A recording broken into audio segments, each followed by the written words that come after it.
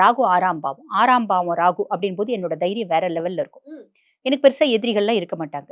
எந்த எதிரிகள் வந்தாலும் நம்மளால வந்து பாத்தீங்கன்னா, அவங்களா வந்து நம்மள விட்டு கூண்டு விலகிடுவாங்க. போட்டு போயிடுவாங்க போயிட்டு வரேன் அப்படின்னு சொல்லலாம். அப்படின்னு சொல்லிட்டு. ஆமா. சூப்பர். கடன், நோய் இதெல்லாம் வந்து நம்மளுக்கு வந்து காணாம போகக்கூடிய காலகட்டம். இந்த அத்தனை ஆப்பர்ச்சுனிட்டியும் ராகுவே ஏற்படுத்தி குடுப்பாரு. இந்த இந்த 6 மாசமா இல்ல இந்த வருஷம் ஃபுல்லாவே? இந்த 6 மாசம். 6 மாசம். 6 மாசம் வந்து பாத்தீங்கன்னா, வருஷம் ஃபுல்லுமே இருக்கும். ஆனா பலன் கொஞ்சம் மாறும். கொஞ்சம் இந்த மாறும். 6 மாசம் சாலிடா கடன்ல இருந்து நீ விமோச்சனம் அடையணும்னு ராகு முடிவு பண்ணிட்டான்.